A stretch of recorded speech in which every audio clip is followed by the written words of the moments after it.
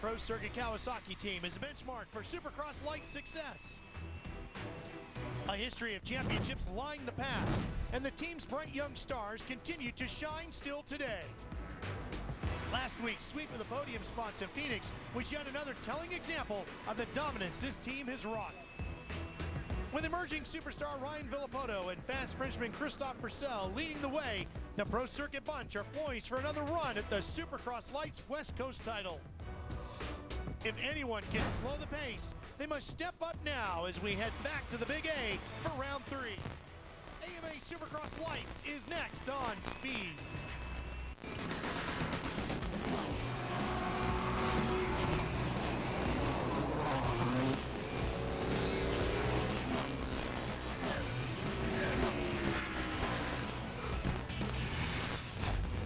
Mobile Supercross Lights West Coast Series returns to the birthplace of Supercross, Southern California.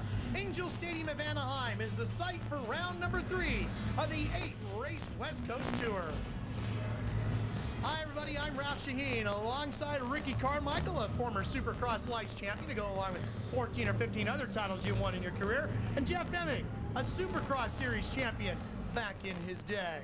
Well, one rider and team that a lot of people are talking about, of course, Ryan Villopoto and the rest of the Pro Circuit team, but it's really the man behind the team, Mitch Payton. And look at the stats that Mitch and his crew have racked up at the Pro Circuit team.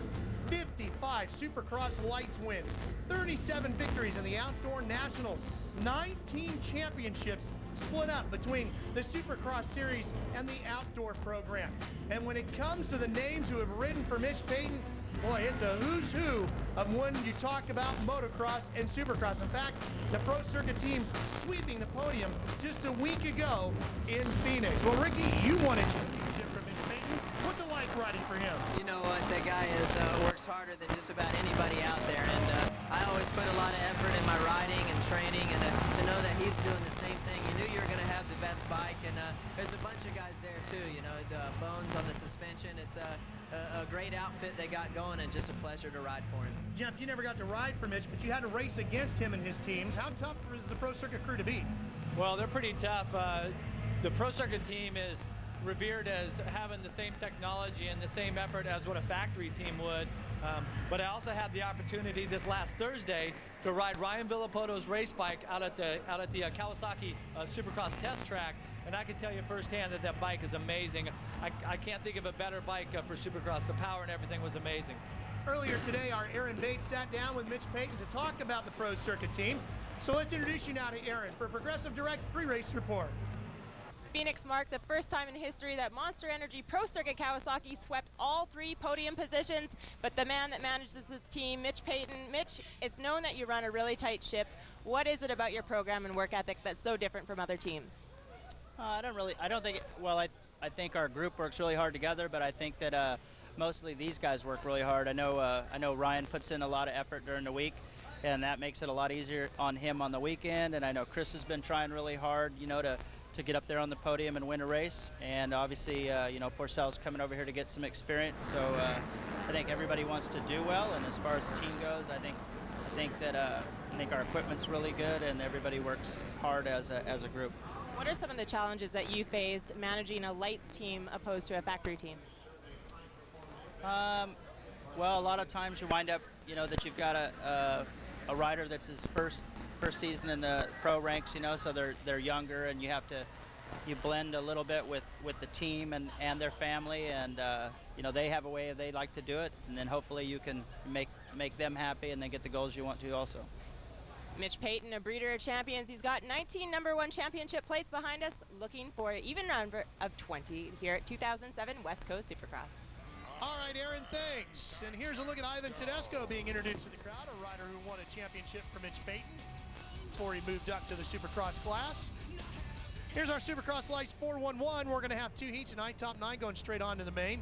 Top 4 out of the last chance qualifier will fill out our 22-rider, 15-lap main event. Of course, all the points tonight going towards the West Coast Regional title.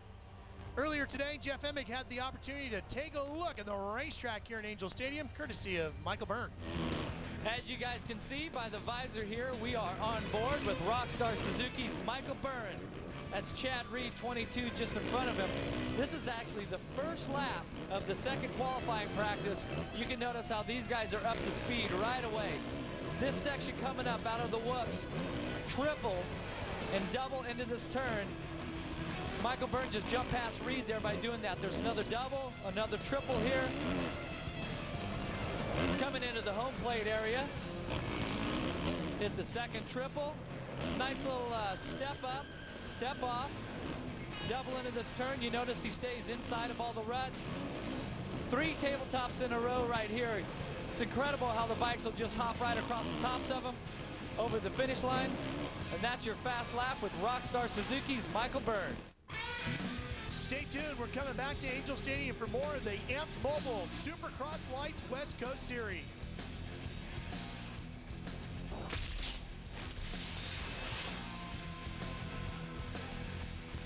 Podium packed to the roof again tonight. They love their Supercross out here in Southern California, and a lot of folks turn out to watch the high-flying stars of the sport. Aaron Bates found one of the bigger names hanging out down on the floor. Here's Aaron with the Progressive Direct pre-race report. You just never know who it is that you're going to find down here on the Supercross Stadium floor, but none other than Travis Pastrana, the icon of the sport. Travis, great to see you out here this afternoon. Take us through this. You're going to be a spectator tonight and not out here racing. That's going to be a different feeling for you. It really is. I mean, I look at the track and I just want to be out there so bad, but you know, these guys are working so hard and in such good shape. It's really hard just to step in and run with them. Now, what is it that you've been up to lately? Driving mostly rally cars, just signed a 3-year deal with Subaru, won the U.S. Championship last year, doing some world rounds next year, but you know, always dropping in on some Do Action Sports Tour. I mean, that's a lot of fun, any kind of freestyle stuff, so should be a good year. Well, we have the following, the same fans of the Do Action Sports Tour here tonight at Supercross. Travis Pastrana, the man, the myth, the legend. Here's a look at the Dunlop starting grid for heat number 1. Christophe Pourcel, Josh Hill, Jake Weimer, Steve Boniface been riding very well as of late. Martin Davalos, a winner earlier in the season up in Canada. What do you think of Christophe Pourcel, Ricky? I think he's definitely impressed me. You know, last weekend getting the job done, getting a win, and that's something to be very proud of. Absolutely. There's a good look at Christophe right there in the 377. He's got Martin Davalos just to his left.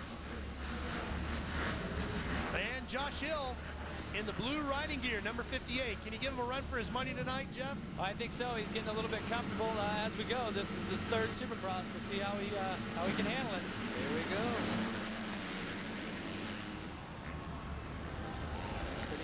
Looks like Pourcel's going to get the whole shot.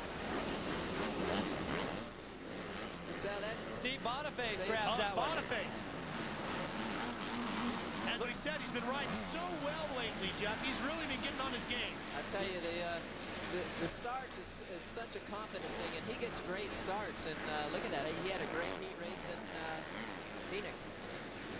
Battling through the rhythm section, trying to hang on to it. Being challenged by the 74, Kyle Partridge. Pourcel right there in 3rd. He's looking pretty good, just kind of taking his time there and waiting for his next move. Also, we believe that he's riding with an injury right now, so we'll see if that comes into play here in this heat race. But he did end up turning the fastest lap in practice, so if he does have an injury, it sure didn't hurt his lap time. You know what I like about Pourcel is he really doesn't rush his turns in the 90-degree turns and everywhere. He really takes his time, and it seems like he's very methodical about when he's going to make his move.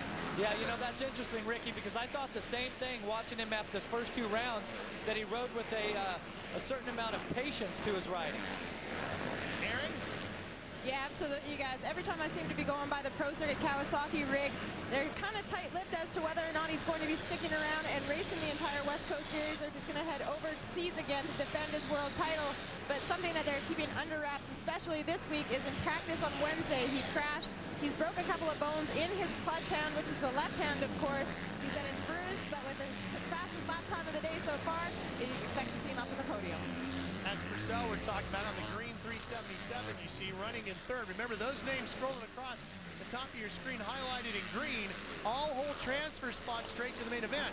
Those riders lit up with red. Now they need to improve their positions a little bit. I tell you, Kyle Partridge is on it, man. I mean, this guy's, he's lighting it up right now. He's riding good. Yeah, he's had a couple of lights Supercross seasons that he would rather forget with some injuries and whatnot, but he sure is putting together a great heat race here tonight at Anaheim too. Purcell up to second place. Boniface falls back to third. Cunningham and Klatt round out the top 5. It looks like Pourcel's really starting to loosen up right now. You've seen him over that triple, just really whipping the bike hard. Maybe got nice and warmed up.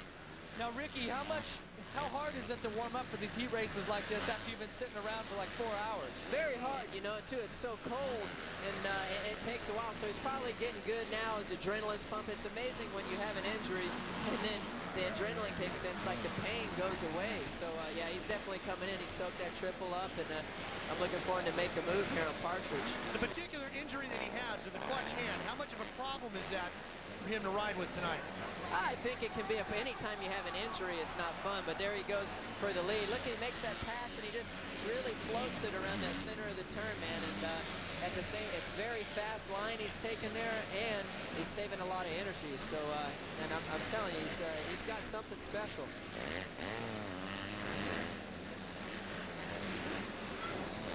I thought it was interesting earlier today talking with David Villopoto, a rider who calls France his home.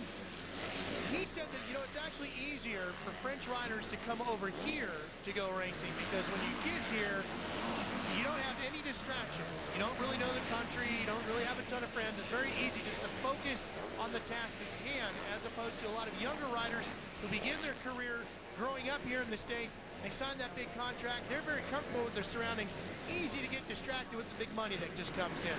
Oh, absolutely, you know, and they get a lot of guys get caught up in the scene sometimes, and you know, but you know, I try to picture myself of being in their position and going to Europe, and it would be tough, man, to go over there. So I admire these guys that come over from Europe to here.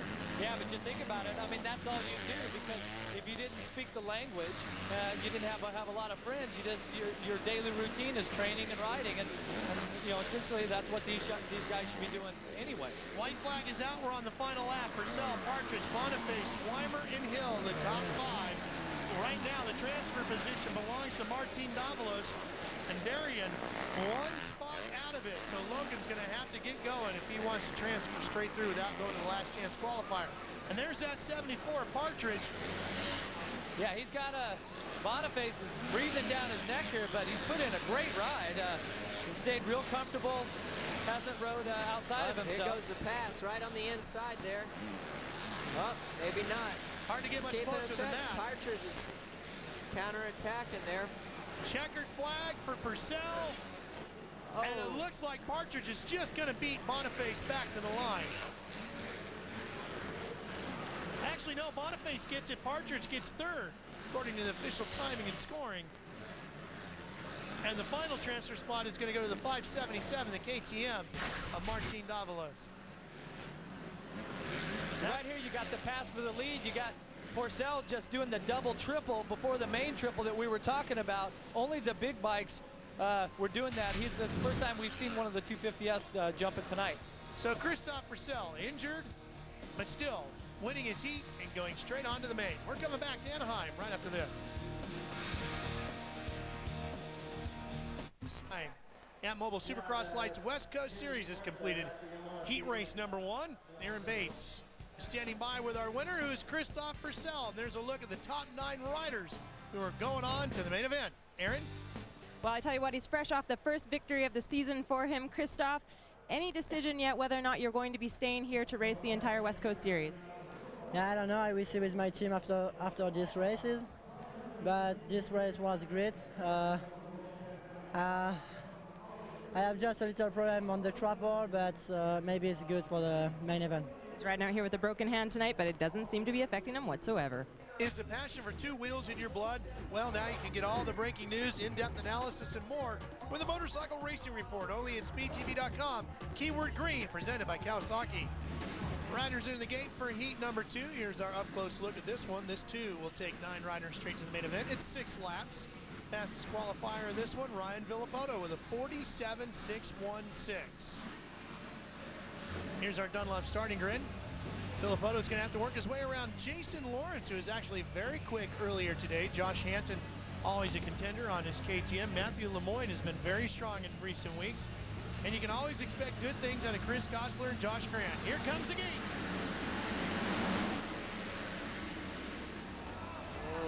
like Villopoto getting a good start. Nope, he got pushed out there.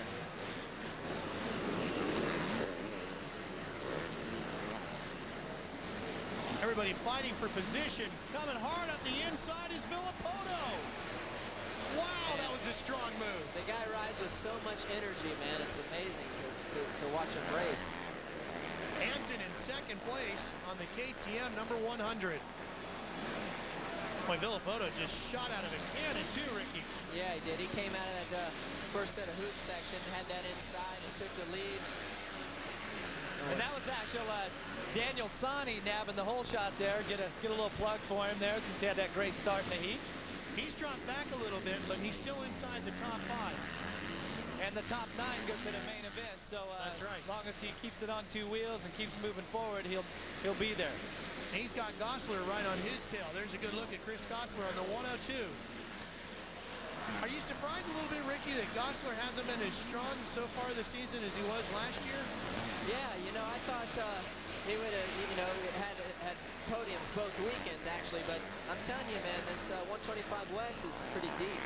Yeah. Now, Chris Gosselaar's father is your bike mechanic. So you get to, does he kind of bounce stuff off of you? Do you guys work together using ideas and whatnot to help Chris's racing effort? Believe it or not, you know, Mike Gosselaar, my mechanic, his father does, he lets Chris do his own thing. So there's not too much interaction as you would think there would be. So he lets him be his own man and make his own decisions. But he has been down on your farm in some recent years, going on some training rides with you and your trainer, Eldon Baker, correct? Yeah, he has, and you know, he tries hard. You know, I admire that, and he's got a lot of talent. There's Hansen flying into your screen on the 100. Here comes Gosselaar on the 102, and Grant on the 24, the Honda rider. And Josh Grant's a guy that has had all kinds of problems this year. Crash in practice of Anaheim 1. Last week had some bike problems, and he's definitely looking at getting qualifying for the main event. And he just takes third right there as he gets inside of the 102. So Gosselaar slips back a spot. And here comes Lawrence. Now, we talked about Lawrence on the 338 earlier today. He was riding very well in the practice sessions, and he really comes up hard on the inside of Gosselaar to take over the position. Yeah, well, Lawrence is a super talented rider. He's got great style, and since he's moved over to the Yamaha of Troy team this year, seems to have rejuvenated his racing effort, and he's actually posted some great finishes, and everybody expects a lot from this kid. Yeah, Boy, Grant got way out of shape there, but he did a great job of saving it. Yeah, I have to agree with you on that, Jeff. He's definitely stepped his game up. I don't know if it's equipment better or what have you, but Jason Lawrence has definitely shown some good results, and it's nice to see. Colorful character is Jason Lawrence. I think that's a fair way of putting it, isn't it? Yeah, he's colorful. He's definitely different, but you know what? He's getting the results, so that's all that matters. And here he comes right after Grant. To the inside comes Lawrence. And Grant just pulled high there. A rider can actually feel it. You can hear when another rider gets the drive on you. He just pulled it high, let him by. He knew that if he tried to turn down, Lawrence was going to take that front wheel out. Well, Villopoto has been out front of this thing from early on, and here's how he did it. Yeah, and you just seen Villopoto come up the inside of those whoops just so much faster, like he was a gear higher. Now here's a pass for second. Watch Lawrence here. Lawrence just right on the inside right there, sets him up, and that's where he made the pass the lap before on Little Gosselaar, I believe. That was actually for third because Hansen's up into second. So that put Lawrence into third place. And there's Grant and Gosselaar. They're running in fourth and fifth. You know, when the track is kind of like this in the lights qualifiers, it seemed that the track is kind of green. You know, that some of the turns are a little loose from where they did the track work and the intermission before the program actually started. So you guys can kind of see in some places they go to get on the gas and they lose a little bit of grip on the rear there, and especially after the finish line, this turn. Final lap, white flag is out. Villopoto's only got to go one more time, and the checkered actually comes out and brings the race to a close as Villopoto takes the win. Oh, let's see if Sonny can hang on and get that final transfer spot. Hansen and Lawrence are all going on. Grant, Gosselaar, and the rest all making their way across the line. And watch this moment here for Villopoto. He just shaves the triple a little bit, and when he lands, I think that's what you were talking about, Ricky, how the track's got a little loose crust right on top. Little loose there, and you know, the only thing about Ryan that I see, and I was the same way, is he's looking for that little bit extra when he really doesn't need it. I mean, he's got the field handled in that particular race, and just got to be careful, you know. Daniel Sani gets the final transfer spot. Villopoto gets the win. We're coming back to Anaheim right after these words here on Speed. All right, Cross Lights West Coast Series. Fans having a great time here at Angel Stadium in Anaheim, California. Let's show you the results of heat number 2. Here's how they came across the line. Ryan Villopoto got the win. Daniel Sani was the last one in the top 9. They're all headed to the main.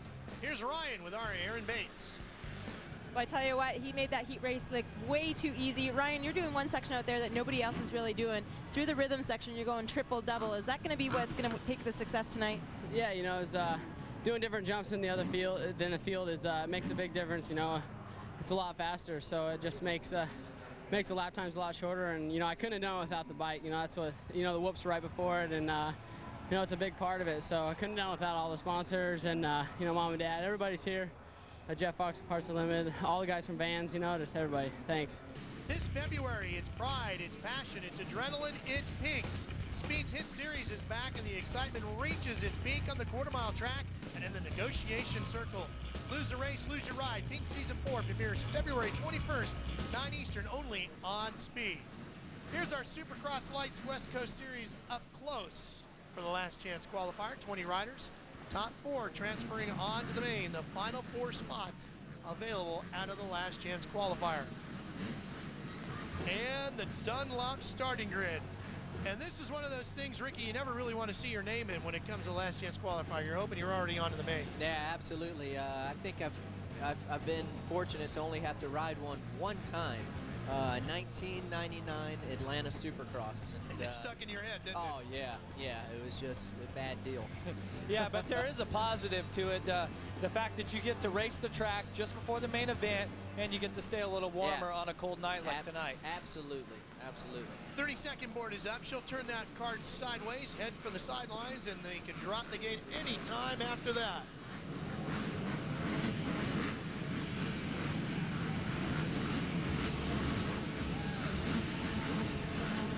It is a bit of a chilly night here in Anaheim. Not quite as cold as it was for Anaheim 1. There goes a 30-second board. Getting ready to go.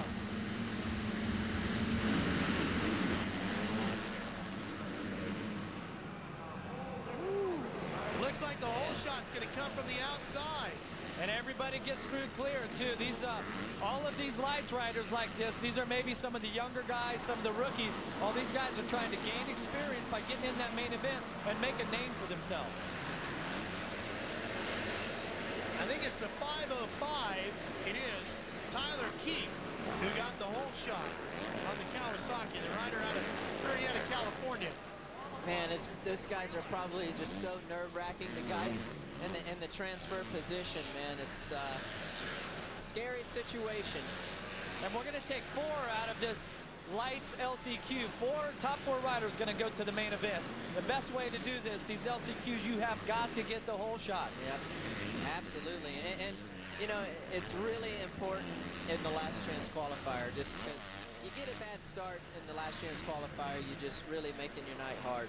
Yeah, with only 4 laps to do it, there's not a lot of time to come through the pack. But Tyler Keefe here, local guy from Southern California. I ride with this guy quite a bit.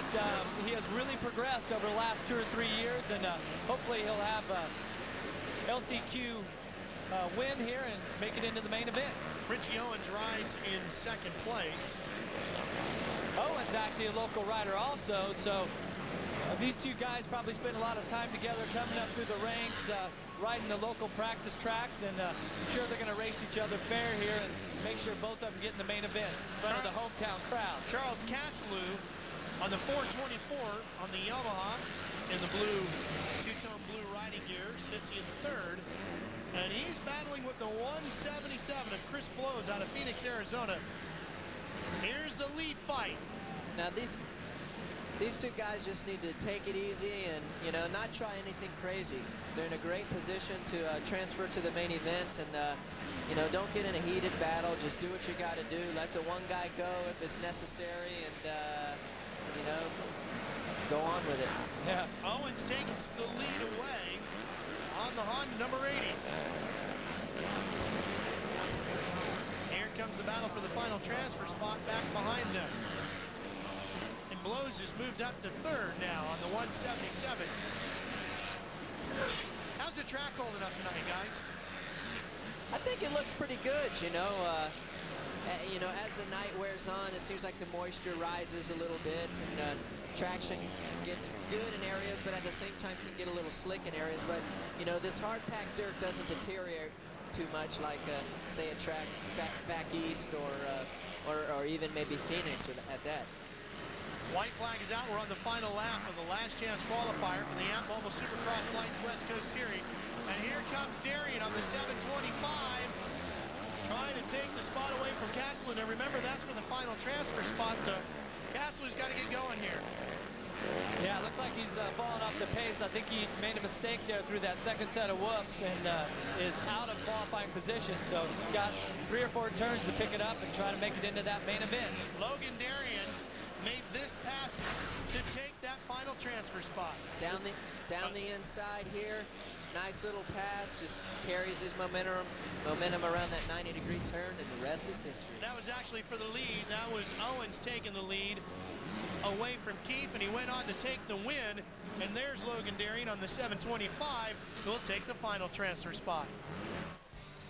So Owens takes the win. Keefe, Blows, and Darian are all gonna earn transfer spots on to tonight's main event here in Anaheim. The Amp Mobile Supercross Lights West Coast Series in action in Southern California. We're coming back for more on Speed.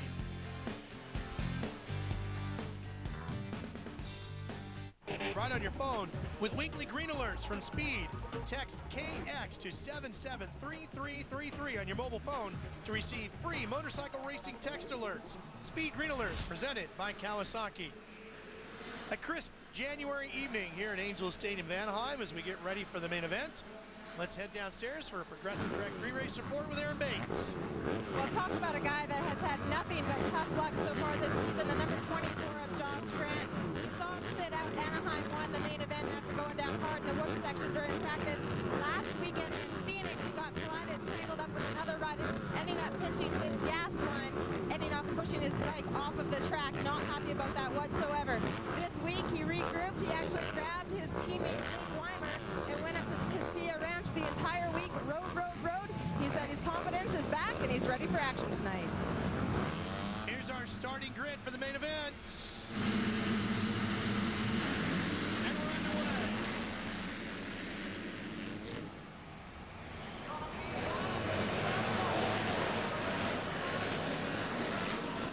Oh, real tight racing as they come through that first corner.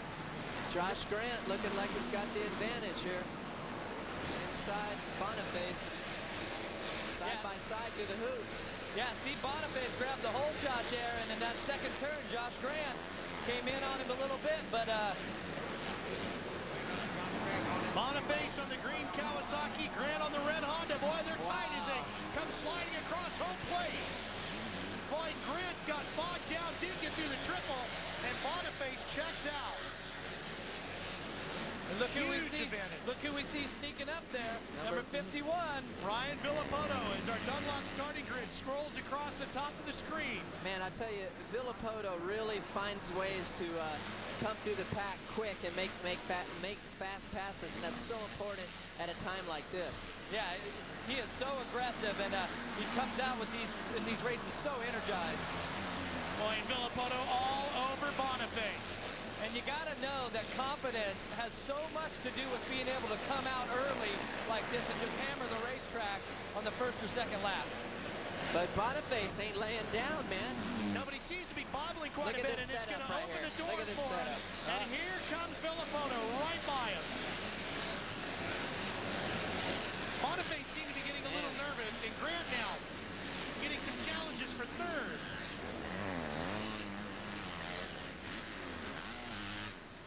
that was Martin Davalos just passing Grant, moving up into third position with a real aggressive pass. Our winner from one of the World Championship rounds up in Canada in the lights class. And everybody's been saying that Martin needed to get back on form after that race in Toronto. He seemed to kind of fall off pace a little bit, but riding very strong here tonight as Martin sits in third.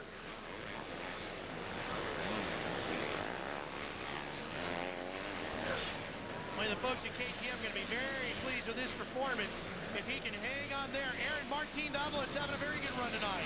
Yeah, absolutely. I was able to catch up with him earlier this afternoon, and I said, a tough week you had last weekend. He said, no, this whole season so far has been extremely tough.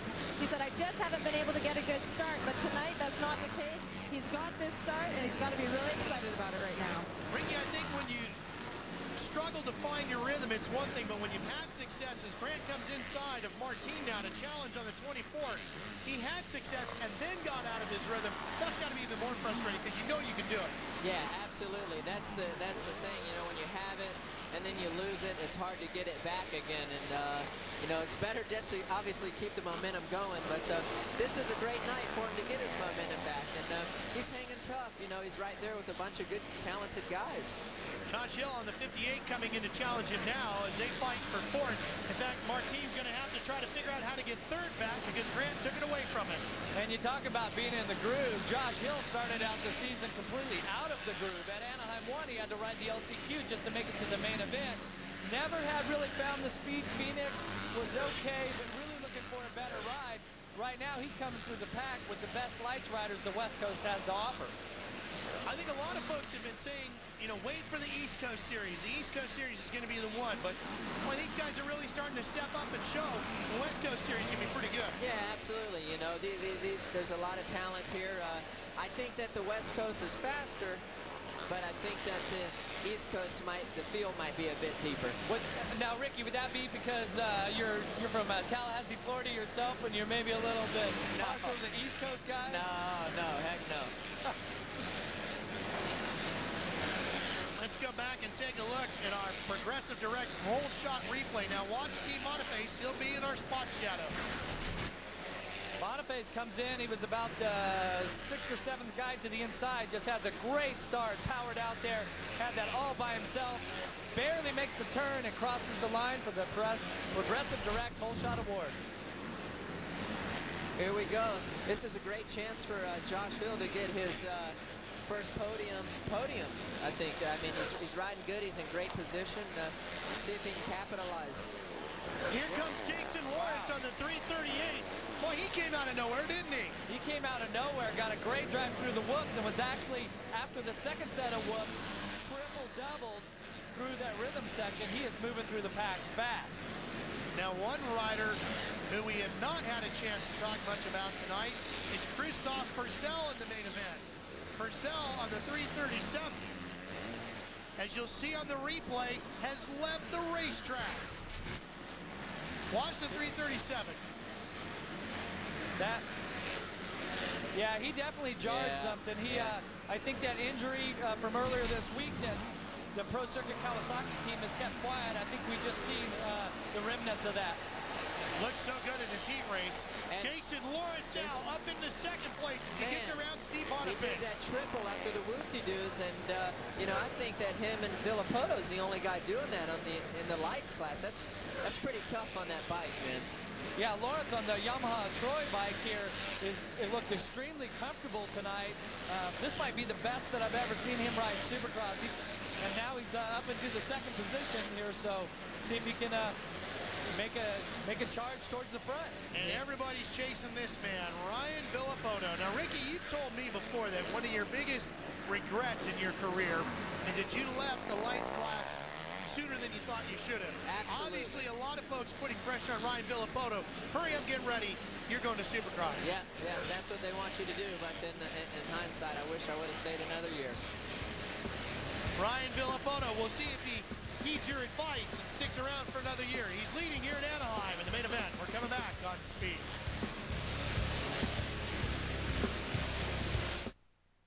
Won all weekend long. He leads the main event in the AMP Mobile Supercross Supercross Lights West Coast Series. Well, and I can tell you one of the strengths that he has is this monster Pro Circuit Kawasaki here, this 250F. I got a chance to ride this bike on Thursday, and this thing was unbelievable. One of the best engines that I've ever rode with. Makes Supercross just that much easier. Definitely helps your program for sure, you know, and his bike is handling good too. You know, the suspension guys are doing a great job for him, and he looks very comfortable. Going back down to the battle for second place, Jason Lawrence has been holding on to that spot, but he's got a strong challenge brewing from the 141, the Kawasaki of Steve Boniface. Boniface got the whole shot, looked good early, fell back a little bit. Lawrence came out of nowhere in the blue and white riding gear, put him up to second. And now Boniface, that's actually Grant that we're, or Josh Hill that we're looking at, the 58. Josh Hill getting comfortable here on the, he's riding a factory Yamaha. Like we said, didn't have the greatest first 2 rounds, but is definitely comfortable here. And I mean, this kid is so big. He grew so much in the last couple of years. He's upwards of 175 pounds. Now for the 250F bike, the lights class here, that's, you know, that's pretty big. Now here's Boniface in the 141. He's got Grant behind him on the red 24, the Honda rider. Bit of a rut developing there on the inside of that corner. Yeah. Now, you know, Josh Grant here, I think a lot of people had him pegged as one of our West Coast Lights main event winners, but has not finished a main event yet this year. So he's riding back in 5th place right now. He's still trying to get that. I mean, essentially, this is like his first race here, and trying to get in his 15 laps and gain a little bit of confidence. Chris Partridge on the 74. He's had a pretty good night tonight, and he's got Gosselaar, as you're mentioning, Ricky, on the 102, right alongside of him. Here comes Here goes Chris. the pass up the inside. Gosselaar's going to make it. Or no, Partridge cuts back on the inside. That was a nice setup. Get back by him. Navalos is right behind them. I tell you, I'm really impressed with Partridge. I think this is his best showing ever, you know, as a professional, I think. Yeah, he seems to be comfortable. You know, there could be the team he's on and just all of the chemistry. Everything's finally coming together for him. And I know for the last couple of years, a lot of people have been looking for something really good out of this kid. Fight for 3rd, make that 4th. Here's Grant on the 24, getting around Boniface. How much of an advantage is it for the guys in the West Coast Series that 3 of their 8 rounds take place in the same stadium, even though the tracks are different? The dirt's consistent, you know what to expect. I don't think it's much of an advantage, just for the fact that the Supercross track is different every single weekend. The dirt doesn't have as much of an effect as the design does, I think. And I tell you, when you come here to Anaheim, we have 3 rounds. Josh Grant is a Riverside native. The problem with racing here locally is the ticket request. You're going to get tickets, you know, everybody that washes your car, everybody that's around, your friends, your family. So it's actually a disadvantage to have these races close to home because it can be a distraction. You don't wash your own car, huh? I'm retired, Ralph. I wash everything myself these days. There's Partridge on the 74s. They're talking about having a very good run, sitting in 6th position, trying to work his way up a little farther. I mean, Gosselaar's looking for ways to get by him, and Partridge is answering every move that Gosselaar's trying to make. He's putting in a great ride, though. Yeah, he is. You know, the Partridge family, very predominant within motocross. Older brother is a fantastic rider, and so it's just really great to see him having a good main event. And they've caught Steve Boniface on the 141, so this now becomes a 3-rider fight for 5th. Here goes Gosselaar up the inside. He's cruising. Looks like he's going to make it stick this time. Yep, there he goes. Plugs that inside. You know, I've been watching the track here, and I think the track is holding up great tonight. It seems like that the track builders have got just the perfect amount of moisture down. Doesn't look like that it's getting too dry anywhere. And Ricky, would you say that at the Anaheim 1 race that the track was, you know, it was pretty hard pack and pretty slippery? Absolutely. It was very hard pack, very slippery, and very tight at the same time. Uh-oh. 1 rider down. Oh, Partridge. Yep, it is. It's Partridge. But look at Gosselaar. Gosselaar inside. Making a move of Boniface. Get Steve Boniface. That'll put Gosselaar up to the top 5. Meanwhile, he's trying to catch his teammate Ryan Villopoto, who is on the last lap here in Anaheim. Yeah, and this is one guy we haven't really talked about very much at all tonight, and that's just because he has just completely demolished the competition, and he's way out front, making it look easy. Sometimes in that position he's in, it's good when you're not talking about him. That's a place we all like to be sometimes, and he's living it up, man. It's his last lap. Really like watching this guy ride. I mean, he rides with so much determination, and I get a lot of enjoyment watching him ride. I really appreciate someone who tries. Josh Hansen on the KTM has pulled off the track, but Ryan Villopoto takes the win here in Anaheim. His second win of the year. Continues the dominance of the Monster Pro Circuit Kawasaki team, so far sweeping the main event wins in the first 3 events. Here comes Gosselaar, charged up there pretty good. Hung tough, got by those guys he was battling with, and looking like he's going to round up the top 5. Gosselaar to the final corner, and he'll wrap up the top 5 behind Villopoto, Lawrence, and Hill. We're coming back to Anaheim. Meet Ryan after this. Round number 3, Yamaha Mobile Supercross Lights West Coast Series. Here's the results, and the dominance continues for the Monster Pro Circuit team as Ryan Villopoto takes his second win of the year. Let's head down to the victory podium. Here's Aaron with our winner. Well, Anaheim continues to be generous to him. Ryan, you're out there blitzing fast tonight. You said that you sort of keep up with your same program. You don't change anything, but how have you been working on your starts? Yeah, actually, I've been good on my starts lately, and tonight I think I was a little off.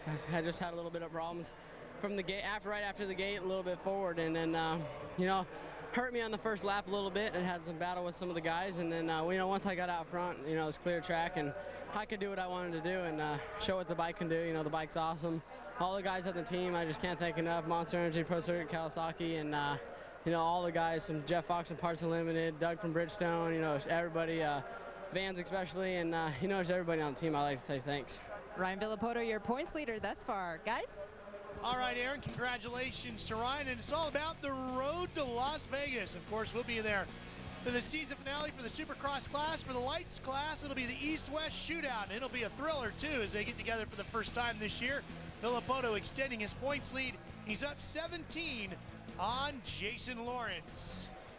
Did you miss any AMA racing action? Want to relive the excitement? Watch all the 2007 AMA Supercross and Superbike events on Speed On Demand online, and it's all free, courtesy of Yamaha. So log on now to speedtv.com, keyword Yamaha, and get up to speed. Well, Jeff, the Pro Circuit Kawasaki team wins another one. Can these guys be beaten? Well, that is the story. Mitch Payton's team there, and the dominance of Ryan Villopoto. We've seen it again tonight, and he keeps getting great starts. It's going to be a one-man show to the end of the series. The series moves up north to San Francisco. We'll be there. For Aaron Bates, Ricky Carmichael, and Jeff Emig, I'm Ralph Shaheen. So long from Anaheim. Congratulations.